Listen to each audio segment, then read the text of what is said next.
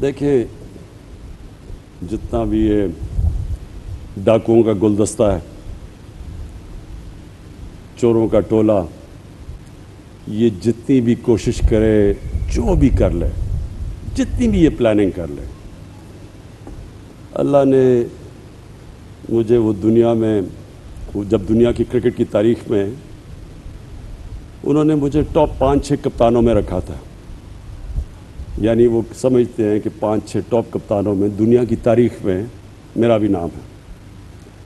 تو جو کپتان ہیں شیخ صاحب، یہ یاد رکھیں، کپتان جب میچ کھیلتا ہے نا تو وہ اپنے مخالف کی ہر چیز کے لیے تیار ہوتا ہے کہ اگر وہ ٹاس جیتے گا تو میں کیا کروں گا، میں ٹاس جیتوں گا تو میری ٹیم کیا ہوگی، وہ اگر وکٹ تیز بلائے گا تو میں کون سی بولنگ کھلاؤں گا. یعنی ہر چیز کی، یہ جو بھی یہ مخالف میرے ہیں، یہ چوروں کا ٹولہ، ڈاکوؤں کا پلندہ، گلدستہ، یہ جو بھی کریں گے شیخ صاحب میں ان کے لیے تیار ہوں. سب سے بڑا مسئلہ پاکستان کا یہ ہے، اس کو انگریزی میں کہتے ہیں رول آف لا، قانون کی حکمرانی.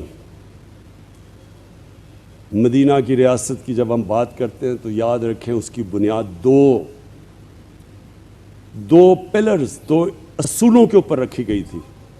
میں اس لیے چاہتا ہوں کہ آپ کو یہ پتہ ہونا چاہیے، آپ اس ملک کے شہری ہیں جو اسلام کے نام پہ بنا تھا. باقی کوئی ملک دنیا میں اسلام کے نام پہ نہیں بنا. ایران میں ایرانی تھے اور عرب تھے اور مصری تھے، لیکن پاکستان اسلام کے نام پہ بنا تھا. اور یہ اس لیے بنا تھا کہ علامہ اقبال کی بڑی خواب تھی کہ ہم دنیا میں ایک مثال بنائیں گے کہ وہ اصل اسلام کیا تھا، جس کی وجہ سے وہ جو اصول طے کیے گئے تھے مدینہ کی ریاست میں، وہ دنیا کی انہوں نے امامت کی، تاریخ کا حصہ ہے.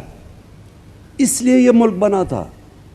تو اس کی جو بنیاد رکھی گئی تھی، ایک قانون کی حکمرانی. ہمارے نبی صلی اللہ علیہ وسلم نے کہا تھا کہ جب ایک معاشرہ تباہ تب ہوتا ہے، اور تمہارے سے پہلے معاشرے تباہ ہوئے، کہ طاقتور چوری کرے تو اس کو چھوڑ دیں، آپ اس کو پکڑے نہ، جیل میں نہ ڈالیں، اور جب کمزور چوری کرے تو اسے جیل میں ڈال دیں. انہوں نے یہ کہا کہ یہ اس سے معاشرہ تباہ ہوتا ہے. یعنی کہ جب آپ طاقتور کو قانون کے نیچے نہیں لا سکتے. یہ نمبر 1 انہوں نے. اور پھر کہا کہ میری بیٹی بھی چوری کرے گی تو اس کو میں سزا دوں گا. اور دوسری امر بالمعروف. قرآن کی آیت ہے کہ میں نے تمہیں سب سے عظیم قوم بنایا، اللہ کی سب سے عظیم قوم دنیا کی امامت کرنے کے لیے. اور پھر کہا تم اچھائی کے ساتھ کھڑے ہوتے ہو، اچھائی کے لیے جہاد کرتے ہو، اور برائی یا بدی کو اس کے خلاف ہوتے ہو، اس کے خلاف جہاد کرتے ہو. یعنی اچھے برے کی آپ تمیز کرتے ہیں. یہ 2 اصول تھے. تو جو قانون کی حکمرانی ہے وہ اس لیے مشکل ہمارے ملک میں، سب سے بڑی جہاد ہم لڑ رہے ہیں کیونکہ یہاں طاقتور قانون کے نیچے نہیں آنا چاہتا.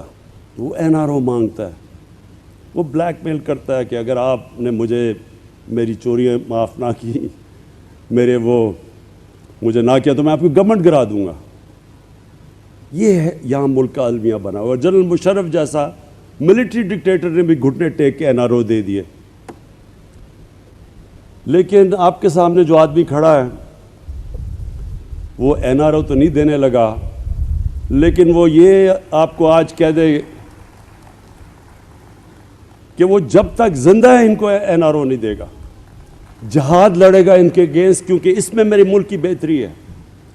میرے نبی کا فرمان ہے کہ جب تک آپ طاقتور کو قانون کے نیچے نہیں لے کے آتے، آپ کا معاشرہ تباہی سے نہیں بچ سکتا. آج دنیا اٹھا کے دیکھ لیں، سارے غریب ملک، جس ملک میں غربت ہے وہاں طاقتور چوری کر کے بچ جاتا ہے، کمزور صرف جیل میں جاتا ہے. قانون کی بالادستی نہیں ہے. ساری دنیا میں دیکھ لیں، سارے غریب ملک وسائل سے بھرے ہوئے ہیں، لیکن کیونکہ کمزور، صرف چور کمزور جیل میں جاتا ہے، کیونکہ طاقتور چور تو زیادہ چوری کرتا ہے، طاقتور چور تو بڑے بڑے لندن میں محلات خرید سکتا ہے، وہ چھوٹا چور تو بھینس چوری کرے گا، موٹر سائیکل چوری کرے گا، وہ تو کتنا نقصان پہنچا سکتا ہے۔ اس لیے ساری دنیا کے اندر آپ چلے جائیں تو غریب ملکوں کی غربت کی وجہ وسائل کی کمی نہیں ہے، وہ طاقتور ڈاکو دندناتا پھرتا ہے۔ اور یہ جو ہم ایکسیپٹ کر جاتے ہیں اپنے معاشرے کے اندر، وہ لوگ جو جرم کرتے ہیں، جو کرپشن کرتے ہیں، ہم ان کو برا نہیں سمجھتے۔ ہم اگر ان کو ایکسیپٹ کر جاتا ہے، معاشرہ اور کرپشن کو ایکسیپٹ کر جاتا ہے، تو یہ سب سے پہلے یاد رکھیں کہ وہ معاشرے کا تباہی کی اس لیے بنیاد بنتی ہے کہ محنت کیوں کوئی کرے۔ اگر میں چوری سے پیسہ بنا سکتا ہوں تو میں کیوں آپ کی طرح محنت کروں، میں پڑھوں، میں اپنے زندگی کے 14 سال پڑھائی میں گزاروں، پھر میں 10-10 9-9 گھنٹے محنت کروں، کام کروں، جبکہ ایک آدمی نہ کام کرے نہ کچھ کرے اور چوری کر کے ڈاکہ مار کے امیر ترین بن جائے، وہ معاشرہ نہیں چلتا۔ اس لیے امریکہ کے اندر وہ کہتے ہیں چوروں کو کہ you can run but you کی ناٹ ہائیڈ۔ اس لیے چائنا کے اندر، جو چائنا عروج پہ گیا ہے، انہوں نے 450 وزیروں کو 6-7 سالوں میں جیلوں میں ڈالا ہے، اس لیے وہ اوپر گیا ہے۔ تو انشاءاللہ یہ جو ہماری جنگ ہے، یہ ہماری حقوق کی جنگ ہے، عورتوں کے حقوق کی جنگ ہے، جو کمزور طبقہ ہے اس کے حقوق کی جنگ ہے۔ یہ ہیومن رائٹس کی جب آپ بات کرتے ہیں، یہ سارے کمزور طبقے کی آپ بات کرتے ہیں۔ کئی دفعہ آپ یہ تصور کرتے ہیں جی صرف عورتوں کو حقوق، میں دیکھتا ہوں کہ صرف عورتوں کے حقوق کی بات کرتے ہیں، تو تصور کریں نا، ایک غریب گھر ہے، وہ بچے کے کوئی حقوق نہیں ہیں، آدمی کے کوئی حقوق نہیں ہے، لیکن عورت کو حقوق مل جائیں گے، وہ کیسے ہو سکتا ہے؟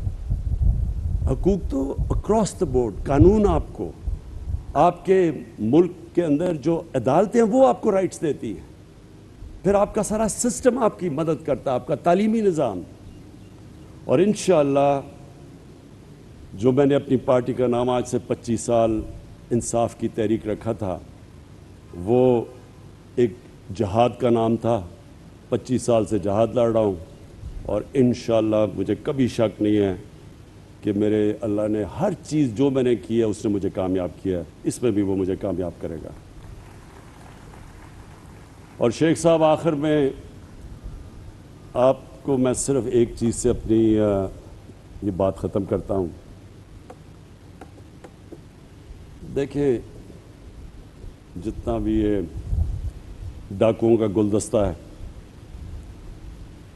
چوروں کا ٹولہ، یہ جتنی بھی کوشش کرے، جو بھی کر لے، جتنی بھی یہ پلاننگ کر لے، اللہ نے مجھے وہ دنیا میں، جب دنیا کی کرکٹ کی تاریخ میں انہوں نے مجھے ٹاپ 5-6 کپتانوں میں رکھا تھا، یعنی وہ سمجھتے ہیں کہ 5-6 ٹاپ کپتانوں میں دنیا کی تاریخ میں میرا بھی نام ہے۔ تو جو کپتان ہیں، شیخ صاحب یہ یاد رکھیں، کپتان جب میچ کھیلتا ہے نا، تو وہ اپنے مخالف کی ہر چیز کے لیے تیار ہوتا ہے کہ اگر وہ ٹاس جیتے گا تو میں کیا کروں گا، میں ٹاس جیتوں گا تو میری ٹیم کیا ہوگی، وہ اگر وکٹ تیز بلائے گا تو میں کون سی بولنگ کھلاؤں گا، یعنی ہر چیز کی، یہ جو بھی مخالف میرے ہیں، یہ چوروں کا ٹولہ، ڈاکوؤں کا پلندہ، گلدستہ، یہ جو بھی کریں گے شیخ صاحب، میں ان کے لیے تیار ہوں۔ شکریہ۔ اس فنکشن میں آتے ہوئے جتنے بھی ہماری خواتین ہیں پاکستان میں ان کو یہ پیغام دینا چاہتا ہوں کہ انشاءاللہ جب اس ملک کی تاریخ لکھی جائے گی تو جس گورنمنٹ نے دل سے ووٹ لینے کے لیے نہیں، دل سے اپنی خواتین کو امپاور کیا، یعنی ان کو اپنے پیر پہ کھڑا کیا، وہ انشاءاللہ یہ ہماری حکومت ہوگی۔ سب سے پہلے میں آپ کو ایک بہت عظیم مسلمانوں کا اسکالر تھے جن کو ابن خلدون کہتے تھے، یہ ماڈرن ہسٹری کے باپ سمجھے جاتے ہیں۔ آج سے 800 سال پہلے انہوں نے ایک بات کہی تھی۔ انہوں نے کہا، میں نے جتنی بھی قرآن شریف کا مطالعہ کیا ہے، میں ایک نتیجے پہ پہنچا ہوں کہ اللہ نے انسان کو دنیا میں بھیجا ہی ایک مقصد کے لیے، اور وہ ہے کہ اس کی زمین پہ انصاف قائم کرنا۔ یعنی اس انصاف کو اس نے عبادت کا رتبہ دیا ہے۔ تو جب ہم اپنے خواتین کی وراثت کے رائٹس کی بات کرتے ہیں، تو جس طرح ابھی فروخ نسیم نے بھی بات کی اور ملیکہ بخاری نے بھی کی، کہ ہمیں یہ پتہ چلنا چاہیے، ہمیں اس چیز کی سمجھ ہونی چاہیے کہ ہمارے نبی صلی اللہ علیہ وسلم نے آج سے تقریباً 1500 سال پہلے عورتوں کو رائٹس دیے تھے انہیریٹنس کے، اور یہ 1920 میں یورپ کے اندر اور برطانیہ کے اندر تب عورتوں کو انہیریٹنس رائٹس ملنے شروع ہوئے تھے۔ لیکن مجھے افسوس سے کہنا پڑتا ہے کہ اس چیز کے باوجود پاکستان میں اکثر خواتین کو ان کے رائٹس نہیں ملتے۔ میرا حلقہ میاں والی، تو میں جب میاں والی کے اندر دیہاتی حلقے میں پھرتا تھا تو وہاں تو کوئی تصور ہی نہیں تھا کہ عورتوں کو ان کا حق دینا جائیداد کے اندر۔ وہ تو یعنی میں نے ان کو کئی دفعہ کہا کہ یہ تو اللہ کا حکم ہے، لیکن وہاں تو کوئی تصور ہی نہیں تھا۔ اور بدقسمتی سے یہ ہماری جو ٹریڈیشن آئی ہے، یہ ہندوستان سے آئی ہے، کہ جس طرح ابھی بات کی گئی کہ عورتوں کو تو جب آدمی خامد مرتا تھا تو کئی 100 سال پہلے ان کی تو ٹریڈیشن یہ تھی کہ عورت ساتھ اس کو مار دیتے تھے، وہ جل جاتی تھی، اسے جلا دیتے تھے، ستی کر دیتے تھے۔ آدمی جب جاتا تھا تو وہ جب لوگ مسلمان بھی ہوئے تو یہ ذہنوں میں یہ پرانا وہ جو سسٹم رہ گیا کہ عورت تو ایک پراپرٹی ایک آدمی کی کنسیڈر کی جاتی تھی۔ تو لہٰذا اس وجہ سے یہ ہمارے ابھی انہوں نے جو فروخ نسیم نے بات کی، آپ جس طرح ساؤتھ چلے جائیں، جو فیوڈل سسٹم ہے، یہ فیوڈل سسٹم کے اندر عورتوں کو رائٹس نہیں ہیں، اور اس لیے یہ ہم نے قانون تو بنا دیا، لیکن اب یہ سارے معاشرے نے اس کو امپلیمنٹ کروانا ہے۔ اس کے اندر ایڈمنسٹریشن کا بھی کام ہے، اس کے اندر ہماری خواتین کا آپ سب نے شعور پیدا کرنا ہے۔ آپ پڑھی لکھی ہیں، آپ کے اوپر زیادہ ذمہ داری ہے کہ آپ شعور پیدا کریں کہ یہ اب قانون اجازت دیتا ہے ہمیں انفورس کرنے کے لیے۔ تو یہ ایک تو مجھے اس کی بڑی خوشی ہوئی، کیونکہ میں ہمیشہ سوچتا تھا کہ اللہ نے کبھی موقع دیا تو سب سے پہلے میں کوشش کروں گا کہ اپنی خواتین کو امپاور کریں، ان کا رائٹ ہے انہیریٹنس کا۔ اس کے ساتھ بڑی میں نے دکھ بھری کہانیاں بھی سنی ہیں کہ آدمی دوسری شادی کرتا ہے، بیوی کو گھر سے نکال دیتا ہے، بیوی کا کوئی رائٹ نہیں ہوتا، کئی دفعہ بچے بھی لے جاتا ہے۔ تو یہ اس کے لیے بھی پوری ہمیں جدوجہد کی ضرورت ہے کہ عورت کے رائٹس ہیں۔ ڈیورس کے اندر عورت کو رائٹ دینا پڑتا ہے، اس کے حقوق ہیں، اور اس کے لیے بھی ہمیں انشاءاللہ جیسے جیسے شعور بڑھتا جائے گا یہ بھی ہم انفورس کریں گے۔ اور تیسری چیز تعلیم۔ عورتوں کی جو تعلیم کے اوپر ہمیں زور دینا چاہیے تھا وہ نہیں دیا ہم نے. میں نے زندگی میں کامیابی حاصل کی اس کی بہت بڑی وجہ میری والدہ تھی. میری والدہ پڑھی لکھی تھی اور ایک تو میری والدہ کو ان کے باپ نے ان کو وراثت میں حقوق دیے, ان کو پراپرٹی ملی. دوسرا کیونکہ ان کو پڑھایا ہوا تھا, پڑھی لکھی تھی, تو مجھے کھیلوں کا بڑا شوق تھا, سپورٹس کا بچپن سے شوق تھا. تو اگر وہ مجھے ہوم ورک نہ کرواتی میں نے کبھی پڑھنا نہیں تھا, کیونکہ عموماً جو سپورٹس مین ہوتے ہیں وہ پڑھتے نہیں ہیں, کیونکہ ایک آپ کو اوپر پہنچنے کے لیے آپ میں جنون ہوتا ہے. تو وہ جنون جب آپ کو ایک چیز سے ہو جاتا ہے تو ایک ہیومن مائنڈ جو ہوتا ہے وہ دوسری چیزوں پہ کانسنٹریٹ نہیں کرتا. تو وہ میری والدہ کو آج بھی میں کریڈٹ دیتا ہوں کہ وہ زبردستی جو مجھے ہوم ورک کرواتی تھی, اور وہ کیونکہ وہ پڑھی لکھی تھی. تو یہ جو اللہ نے مجھے کامیابی دی اس میں بہت بڑا میری والدہ کا ہاتھ تھا. تو میں اب سوچتا ہوں کہ وہ گھر, اور وہ اتنے زیادہ گھر ہیں جدھر والدہ پڑھی لکھی نہیں ہے, وہ بچوں کو بہت بڑی ڈس ایڈوانٹیج ہے.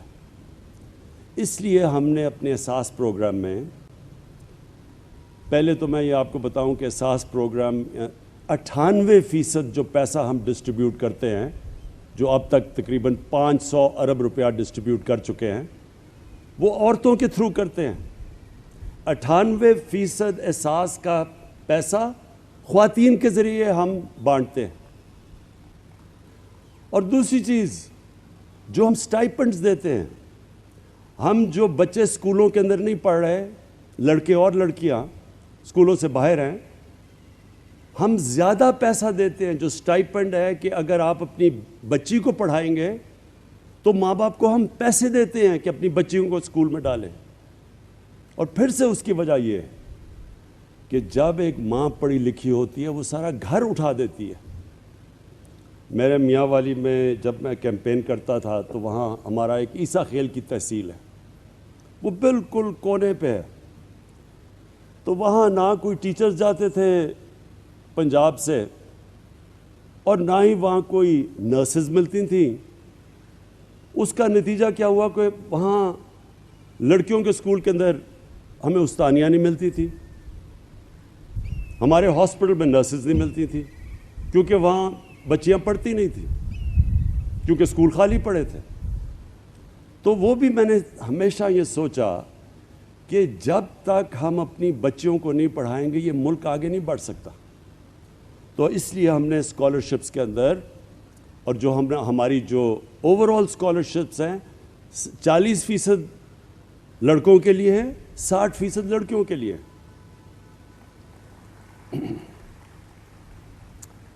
اب میں دو اور باتیں کرتا ہوں.